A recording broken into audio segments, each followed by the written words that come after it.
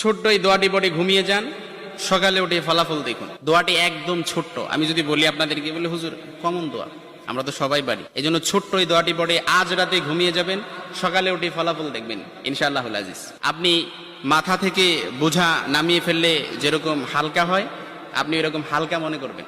আপনি মনে করবেন আপনার সমস্ত গুনাহ মাফ হয়ে গেছে, এরকম একটা হালকা অনুভূতি আপনার ভেতরে কাজ করবে। খুশি হয়েছেন মনে হয় না? এই জন্য আমরা যদি ছোট্ট এই দোয়াটি পড়ে আজ রাতে ঘুমাতে পারি, সকালে উঠে ফলাফল দেখবো ইনশাআল্লাহুল আজিজ। আমি যদি আপনাদেরকে হাদিসের টেক্সট শোনাই, হযরত যায়েদ রাদিয়াল্লাহু তাআলা আনহু থেকে বর্ণিত, রাসূল সাল্লাল্লাহু আলাইহি সাল্লাম বলেন, হাদিসের স্পষ্ট ন্যারেশন হচ্ছে, যে ব্যক্তি রাত্রিবেলা 3 বার এই দোয়াটি পড়ে ঘুমিয়ে যাবে, সকালে উঠেই আল্লাহ তাআলা তার সমস্ত গুনাহ মাফ করে দিবে। সুবহানাল্লাহ বাড়িতে যায় বললেন। এই জন্য আজ রাতেই যদি এই দোয়াটি পড়ে ঘুমাতে পারেন, সকালে উঠেই ফলাফল দেখবেন ইনশাআল্লাহুল আজিজ।